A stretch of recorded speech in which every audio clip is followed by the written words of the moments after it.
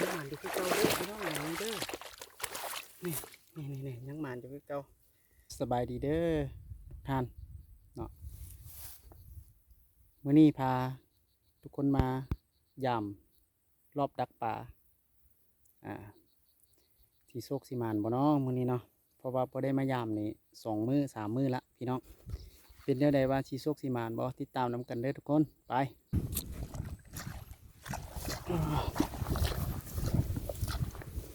พูด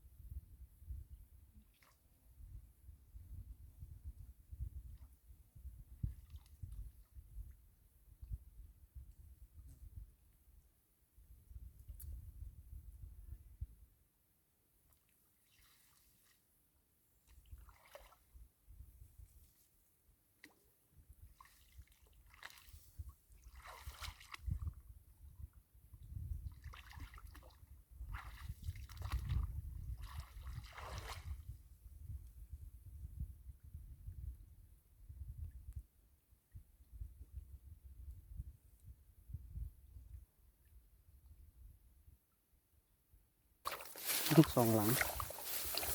ทางนี้มา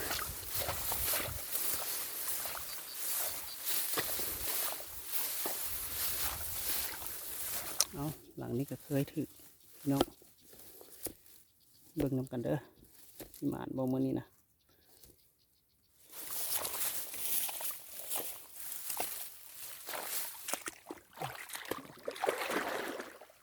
น้ำขึ้นท่วมเบิด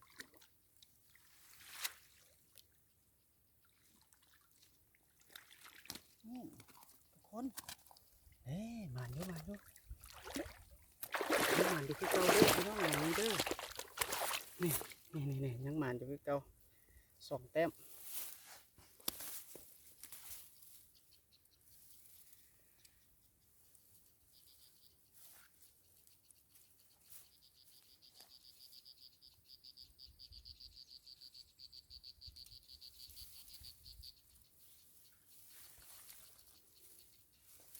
ยังหมานอยู่คือเก่าพี่น้อง2 แต้มเด้อ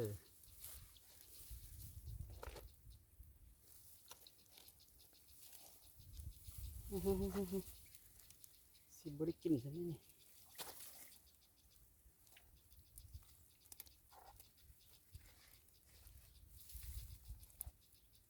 2 แต้มมาแล้ว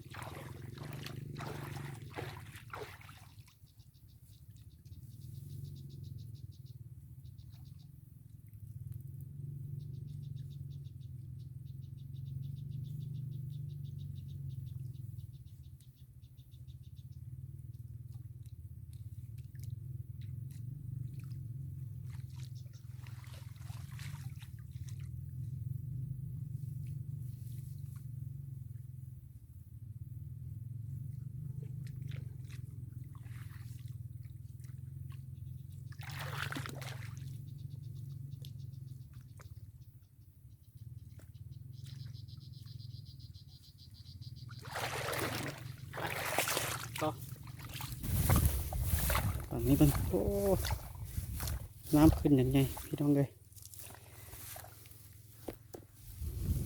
น้ำขึ้นยังไงน้ำขึ้นยังไง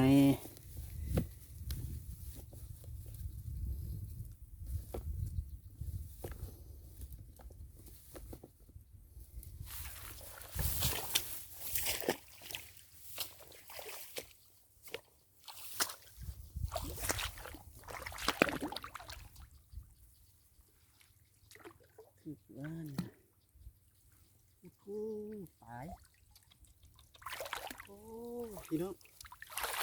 ตายจนเน่าแล้วแล้วก็เห็นเนื้อที่กบแบบนี้ตัวเละโอ้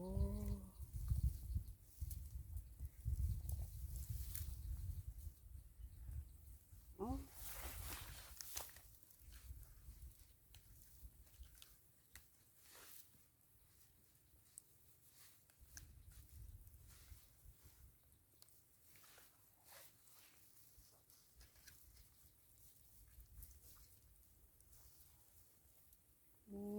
จนเละเลยพี่น้อง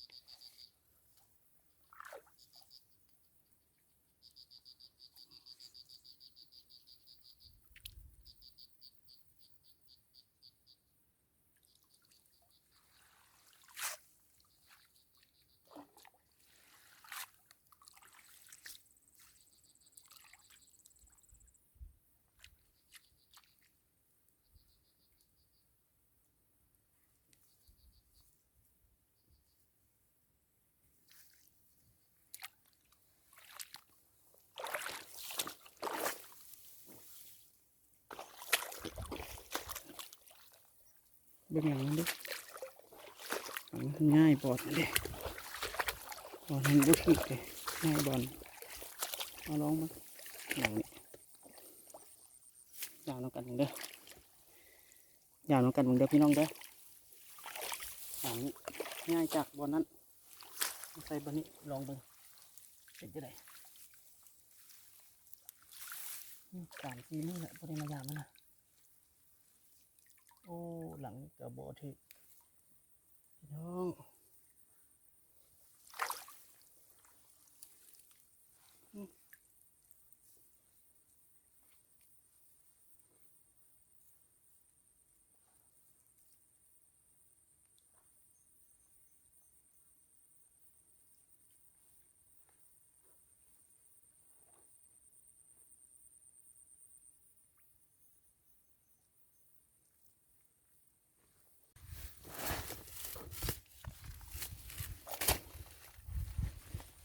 เนาะรุ่นนี้เด้อพี่น้องเด้อรุ่นเด้ออย่างนี้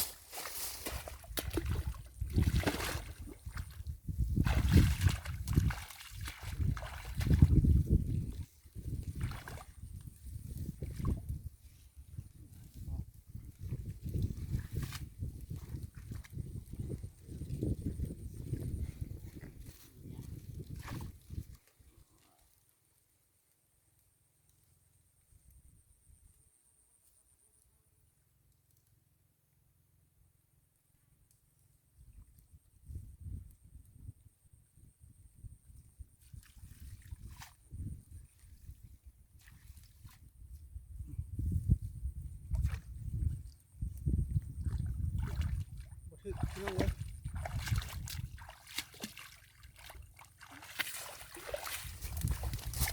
ไปต่อ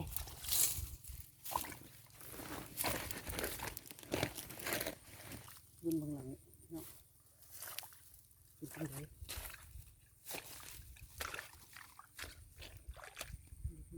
ง่ายนี่ไง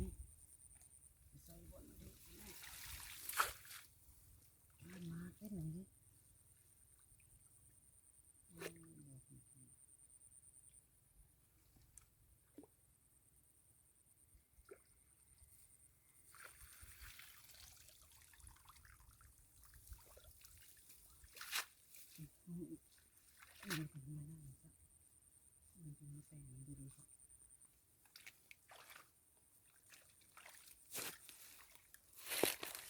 บ่ถึกพี่น้อง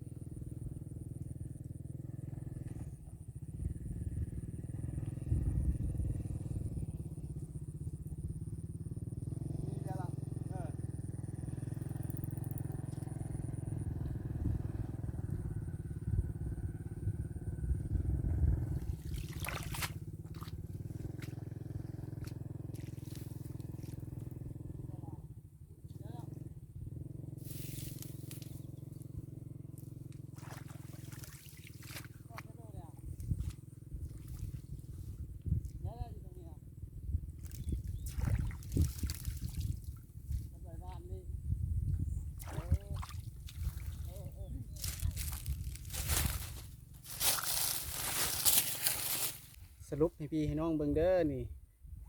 ได้3 แต้มพอน้อย3 โตวสำหรับคลิปนี้เนาะบาวบัดก็สิได้ฝากพี่ฝากน้องคือเก่าเนาะกดไลค์กดแชร์กดติดตามให้บาวบัดแดเพื่อเป็นกำลังใจในการเฮ็ดคลิปเนาะการหาอยู่หากินแบบพื้นบ้านเฮาเด้อพี่น้องเด้อสำหรับคลิปนี้สบายดี